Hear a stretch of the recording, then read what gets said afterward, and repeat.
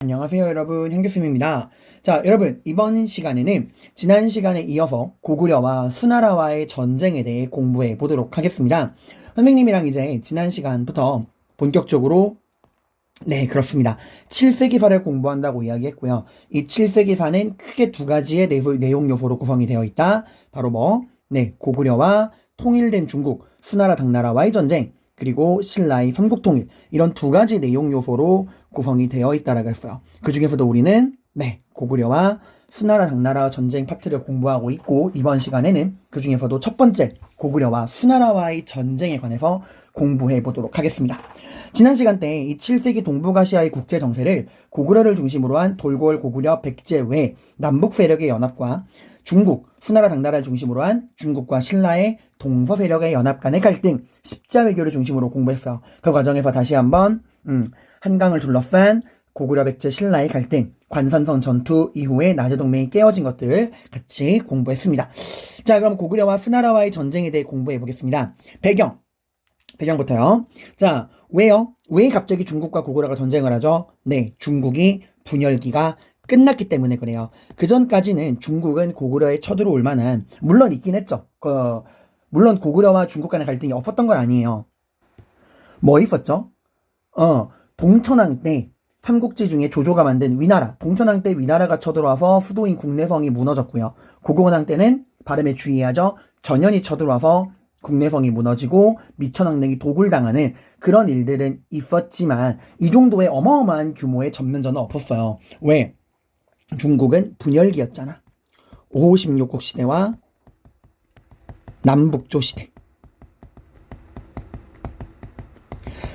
이런 분열기였기 때문에 중국이 우리 한반도에 그렇게까지 큰 신경을 쓰지 못했습니다. 근데 어떻게 됐죠? 이 분열기가 끝납니다. 중국이 분열기를 끝내고 통일국가가 들어서게 돼요. 이 남북조 시대를 통일했던 게 바로 누굽니까? 수나라입니다. 수나라가 들어와서 남북조를 통일하게 됩니다. 그리고 이런 통일왕조가 출현하게 되면 꼭 중국은 뭘 한다 그랬죠? 중국 중심의 천하관을 강조한다. 중국을 중심으로 동아시아 질서를 재편할 거다라고 이야기를 했어요. 중국 중심의 천하관. 그래서 우리의 연호를 써라 라고 강조하게 됩니다. 그러면서 여기에 대해서 고구려들만의 독자적인 천하관으로 반항하던 고구려에게 무릎을 꿇어라 하고 고구려의 복속을 요구합니다. 당시 이런 수나라의 황제가 누구였냐? 수나라의 건국자이자 굉장히 이제 여러 가지 업적을 많이 남겼던 문제라는 사람이에요. 이 문제는 정말 아무 문제가 없는, 정말 수나라 역사에서도 대단한, 중국사 전체로 봐서도 굉장히 손꼽히는 위대한 황제입니다. 아무튼 이 수나라 문제가 남북조 분열기를 끝내고 중국을 통일하고 고구려에게 무릎을 꿇어라, 복속을 요구합니다. 하지만 우리 고구려는 그런 거에 굴복하지 않았죠. 고구려는 굉장히 전투적인 민족이에요, 여러분들. 당시 고구려의 왕이 누구였냐? 이 사람 이름을 꼭 기억해두세요. 고구려와 수나라와의 전쟁을 총괄 지휘했던 왕입니다. 여러분은 고구려와 수나라와의 전쟁하면 살수대첩의 주인공인 을지문덕만 기억하지만 당시 고구려 왕인 영양왕, 이 사람도 을지문덕만큼 중요한 사람이에요. 이 고구려의 굉장히 이 영양 상태가 좋은 영양왕이 오히려 중국을 선제 공격합니다. 그러니까 고구려와 수나라와의 전쟁은 수나라가 먼저 쳐들어온 게 아니에요. 고구려가 먼저 선빵을 친 겁니다. 어디를? 요서 지방을. 이 고구려 영양왕이 요서를 선제 공격하게 됩니다. 자, 지도를 같이 볼게요. 여기 랴오어강, 오랜만에 들어보죠. 이 랴오어강을 기준으로 서쪽을 요서, 동쪽을 요동이라고 우리가 이야기를 합니다. 그래서 이제 우리가 이 요서랑 요동을 다 통틀어가지고 이제 랴오어 지방이라고 이야기를 하고, 이 요서랑 요동을 모두 지배했던 나라는 고조선이었죠. 근데 이제 그 이후부터는 요서는 중국 땅으로 넘어가게 되고 고구려는 이 요동 부분을 지배하게 됩니다. 아무튼 그 이후에 요서는 이제 고조선 이후로 요서는 한국사에선 좀 잊혀진 지방이었다가 지금 다시 등장을 한 거죠. 고구려가 영양왕이 이 수나라를 선제 공격하면서 이 요서 지방을 선제 공격하거든요. 근데 이 당시 보면은 재미있는 게, 자, 고구려의 영양왕이 이런 수 문제의 복속 요구에 반항하면서, 저항하면서 중국을, 수나라를, 요서 지방을 선제 공격할 때 보시면 이런 내용이 나오죠. 말갈굴 1만 명을 동원했다. 그러니까 당시 북방에 수많은 유목민족들이 있어요. 가장 강한 건 돌고래였지만 그 외에도 뭐 거란, 여진, 말갈, 뭐 습족, 해족 등등 되게 많은 이런 유목민족들이 있는데 이 중에서 이제 고구려가 말갈군을 동원했다는 건 그 유목민족을 중국과의 전투에 동원할 수 있을 정도로 고구려가 당시 북방의 유목민족들에게 미친 힘이 강했다라고 하는 고구려의 영향력을 보여주는 겁니다. 아무튼 수나라의 영향왕은 죄송합니다. 미쳤나봐요. 큰일 날 소리였죠. 고구려의 영향왕은 수나라 문제의 복송 요구를 받아들이지 않은 걸 넘어서 말갈군을 동원해 중국 땅인 요서를 선제 공격합니다. 자, 이러니까 이제 수나라가 가만히 있을 수 없죠. 그래서 수나라 문제도 이것들 봐라 이러고 이제 고구려에 쳐들어오게 됩니다. 이때 이제 문제가 동원한 군대가 30만이었어요. 중국의 스케일이 굉장히 큰 거죠. 근데 이 수문제의 군대는 고구려의 요동 방어선을 뚫지 못합니다. 자, 이게 실패한 거예요. 근데 보시면 그럴 만한 게 고구려 보세요. 지금 이 요동 방어선이 어때요? 엄청나게 성들이 많죠? 고구려가 요동을 차지한 게 4세기 말 광개토대왕 때입니다. 근데 지금 7세기예요. 그러니까 고구려가 요동을 차지한 지 200년 가까이 지난 겁니다. 그 200년 동안 고구려는 이 요동 지방에 대한 지배력을 확고히 했고 무엇보다 이 요동 지방을 우주방어 시스템으로 바꿔놨어요. 절대로 이 요동을 빼앗길 수 없다. 요동을 뚫리지 않게 하는 우주방어로 만들겠다. 이래서 200년 동안 요동 지방을 완전 철벽방어, 우주방어로 바꿔버린 겁니다. 그래서 수 문제는 요동방어선을 뚫지 못하고 깔끔하게 포기해요. 이거 좀 문제가 많구만. 이러고 이제 안 되겠다 하고 포기합니다. 근데 문제는 문제가 없는데 진짜 문제는 누구냐? 이 문제의 아들이 진짜 문제예요. 금 쪽의 중에서 먼저 상금 쪽입니다. 문제의 아들 양제. 양제가 왜 금쪽인가는 제가 수업 시간에 말씀을 드렸을 거예요. 그래서 이 사람이 어떠한 좀 아버지에 대한 컴플렉스가 있는가. 그래서 수양제는 이제 문제의 뒤를 이어 수나라의 황제가 된 다음에 아버지가 하지 못한 고구려 정벌을 내가 반드시 이루겠다라는 열망 아래 무려 고구려에 3번 쳐들어오게 됩니다. 보통 이제 우리가 고구려와 수나라와의 전쟁이라 그러면 이 양제와의 전쟁을 보통 이야기하는 거예요. 100만 대군입니다. 양제가 이때 100만 대군 동원해서 고구려에 3번 쳐들어옵니다. 그래서 1차 침입 113만 대군을 끌고 와요. 근데 이 113만도 전투병력만 113만이고 이 113만 명이 먹고 입고 쓰는 군수물자를 보급하는 보급부대는 200만 명이 넘었어요. 그러니까 총 동원된 군대가 300만이 넘는, 그러니까 인류 역사에서 이 정도의 군대를 동원한 전례는 거의 없거든요, 여러분들. 엄청난 전력을 가지고 쳐들어온 거죠. 근데 이 수양제의 113만 대군이 요동성 하나를 넘지 못합니다. 이 요동성, 고구려의 요동지방에 있는 수많은 성 중에서도 가장 중심되는 성이 요동성입니다. 높이가 30m, 아파트 12층 높이에 길이 3.5km. 그러니까 아파트 12층짜리 아파트가 3.5km로 쫙 늘어서 있다고 보시면 돼요. 엄청난 규모를 가진 고구려의 철옹성이었습니다. 이 성을 함락시키지 못하고 실패합니다. 하지만 양제는 포기하지 않죠. 2차 침입. 여기서 양제는 다른 전략을 갖고 옵니다. 우리 수나라가 굳이 저런 철벽 같은 성에 의지해서 성을 지키는 고구려 군대한테 무식하게 꼬라박을 이유가 전혀 없다. 어차피 고구려 군도 성 안에 있을 때나 무서운 거지 쟤들 절대 성 밖으로 나오지 못한다. 왜? 병력 규모 차이가 너무 나니까. 그럼 우리가 굳이 왜 성에 꼬라박느냐? 이제 우리 수나라는 병력이 많은 이점을 살려서 우리 수나라의 100만 대군, 이 본대는 이 요동지방에 있는 수많은 고구려 성들을 포위만 해놓자. 어째 못 나올 거니까. 나오지 못하게 성 밖에서 포위만 하고 특공대를 조직한다. 30만의 특공대를 조직해서 어차피 전쟁은 적의 머리만 날리면 끝 아니냐. 적의 멀리인 평양, 수도를 날려버리자. 이런 전략을 씁니다. 그래서 본대인 100만 대군은 2차 침입 때 고구려의 주요 성들을 포위만 하고요. 그리고 30만의 별동대를 동원해서 고구려의 수도인 평양을 직격하는 전략을 세우게 됩니다. 자, 이 별동대 30만이 어디를 공격한다고요? 평양을 공격한다고요. 평양성을 공격하러 옵니다. 이런 위기 상황에서 고구려를 구했던 게 그 유명한 을지문덕이에요. 성이 을지고 이름이 문덕입니다. 자, 을지문덕은 모두가 두려워할 때 냉정하게 판단해요. 적이 30만이라고 하는 특공대에 현혹되지 마라.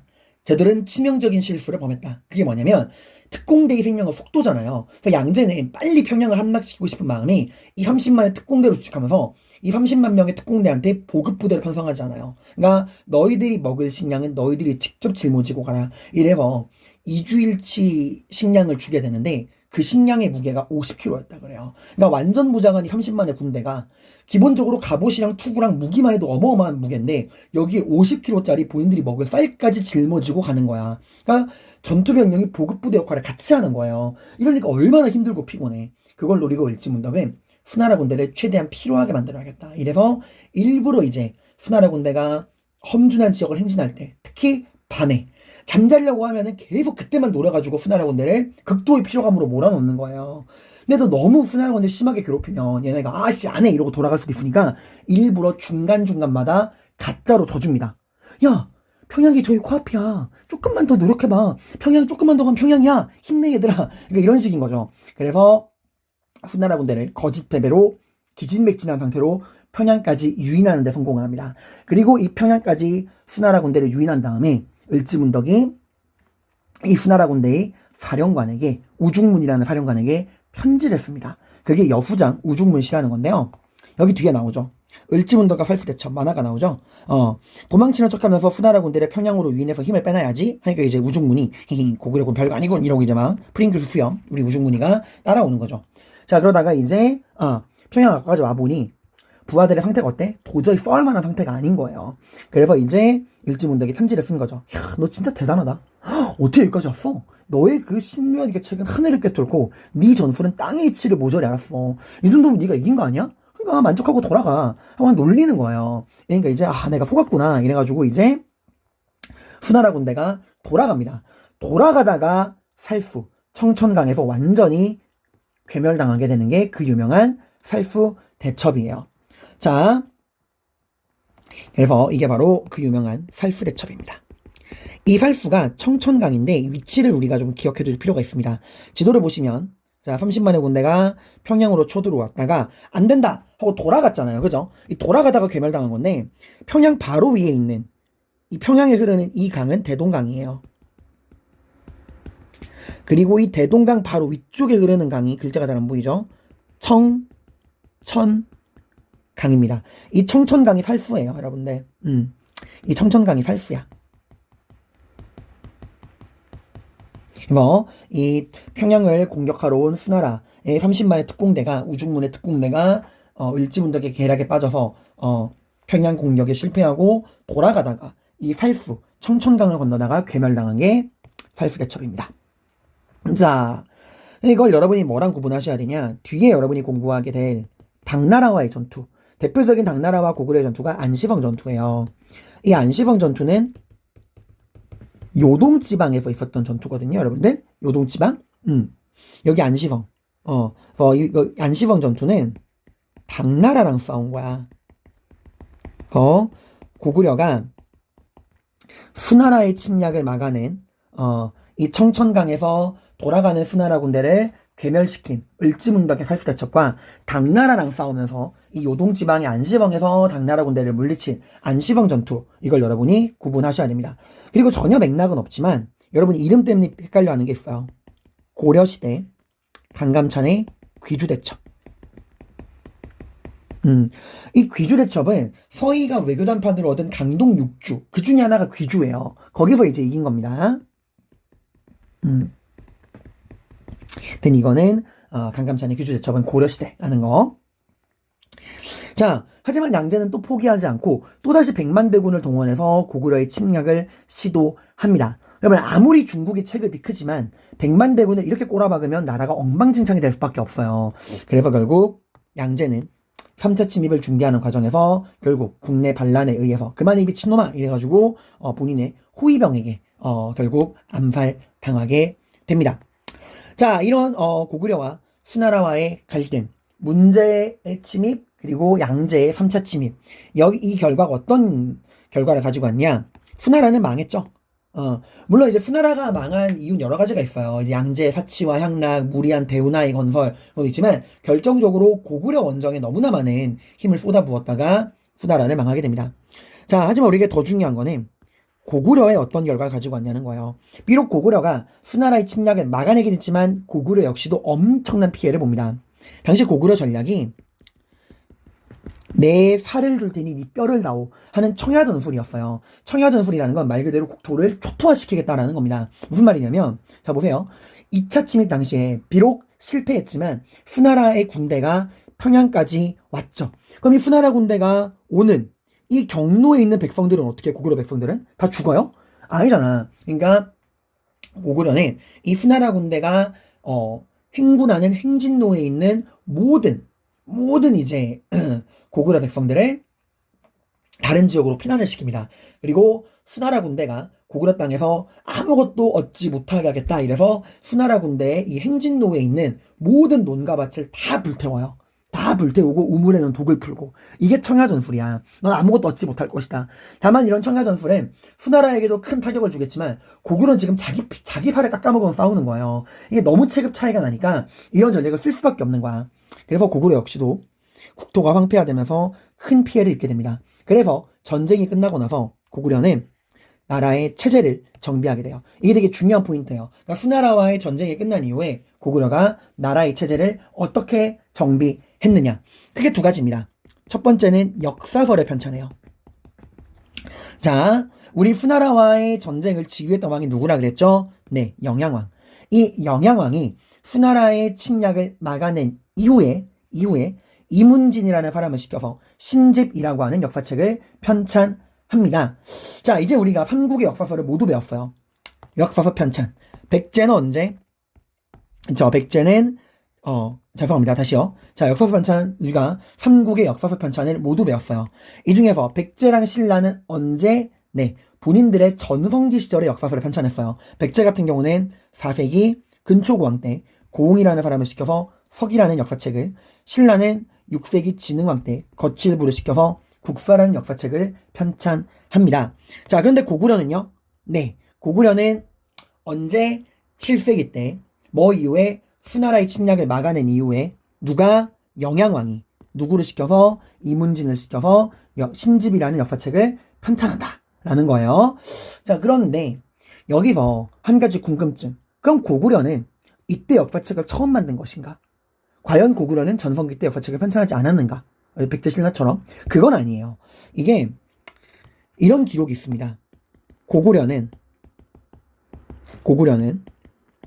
국초에, 그러니까 국가 초기에, 국초에 이미 6기라고 하는 100권짜리예요. 100권의 역사서를 편찬했다 라는 기록이 있습니다. 여기서 이제 미스테리인 이거죠. 그럼 국초가 언젠가? 이건 아무도 몰라요. 정확한 시점이 안 나와 있어. 다만 확실한 팩트는 이미 고구려에는 언젠지는 모르겠지만 국가 초기에 이미 뭐가 있었다? 100권짜리 6이라고 하는 역사책이 있었다라는 거예요. 그럼 이문집이 만든 신집은 뭐냐? 그 전에 존재했던 이 100권짜리 6이라고 하는 역사책 있죠? 요거를 요약 정리한 거야. 그러니까 마지막 최종 정리해 본다면, 자, 고구려는 이미 국초에 100권짜리 6이라는 역사책이 있었는데 이거를 언제 7세기 때 수나라의 침략을 막아내고 나서 누가 영양왕이 이문진을 시켜서 이 100권짜리 6이라는 역사책을 5권인 신집으로 요약 정리시킨 거예요. 그러니까 신집은 그냥 나온 게 아니라 그 전에 존재했던 이 6위를 수나라의 침략을 막아낸 이후에 영양왕의 명을 받아 이문진이 요약 정리한 거야. 자, 이렇게 알아두시면 됩니다. 그다음 두 번째는 외교적인 대응입니다. 자, 고구려는 누구와의 관계를 강화하냐? 일본과의 관계를 굉장히 강화해요. 왜냐면 우리 동북아시아의 국제정세를 볼 때 고구려를 중심으로 한 돌궐 고구려 백제 외의 이 남북 세력에서 고구려 입장에서 가장 약한 연결고리는 일본이에요. 왜입니다. 왜? 돌궐 백제는 나의 직접적인 친구지만 왜는 백제를 통해 끌어들인 나의 친구의 친구잖아. 가장 어색한 사이죠. 그래서 고구려가 수나라의 침략을 막아내고 가장 약한 연결고리인 일본에게도 이제 확실하게 어필을 하는 거예요. 우리 고구려가 이렇게 강하다. 그러니까 너희 일본도 무서워하거나 동요하거나 이탈하지 말고 우리 남북 세력에 잘 붙어있어 달라 라고 이제 이야기를 하는 거죠. 그러려면 상대방이 원하는 걸 해줘야겠죠. 일본이 가장 원하는 게 뭐예요? 문화입니다. 그래서 수나라의 침략을 막아낸 이후에 고구려는 일본과의 이 관계를 강화하기 위해 일본에 문화 전파를 합니다. 두 명의 학자를 보내요. 해자와 담징. 해자는 일본의 고대사에 굉장히 중요한 인물인 쇼토코 태자의 스승이 되었고요. 담징은 종이와 먹을 전파하고 호류사 금당벽화를 그리게 됩니다. 자, 여러분 문화라고 하는 거는 단순히 그 내용도 중요하지만 이 해자담징이나 뭐 이런 게 이 사람들이 무슨 역할을 했느냐 이런 내용도 중요하지만 정치적인 맥락과 시대화적인 상황이 되게 중요해요. 지금 뭐예요? 네, 당나라가 아니라 수나라의 침략을 막아낸 이유입니다. 이 수나라의 침략을 막아낸 이후에 고구려에 어떤 일이 있었느냐? 영양왕이 이문진을 시켜서 유기백번을 신집 5권으로 요약했다. 역사서의 편찬. 그리고 일본과의 관계를 강화하기 위해 해자와 담징을 일본에 보내서 문화를 전파했다. 이 수나라의 침략 이후에 고구려가 나라의 체제를 정비하는 과정에서 이런 문화 교류, 문화적인 산업이 있었다라는 거 여러분들이 알아두시면 됩니다. 자, 이렇게 해서 수나라와의 전쟁을 봤고요. 다음 시간에는 당나라와의 전쟁에 대해서 살펴보도록 할게요.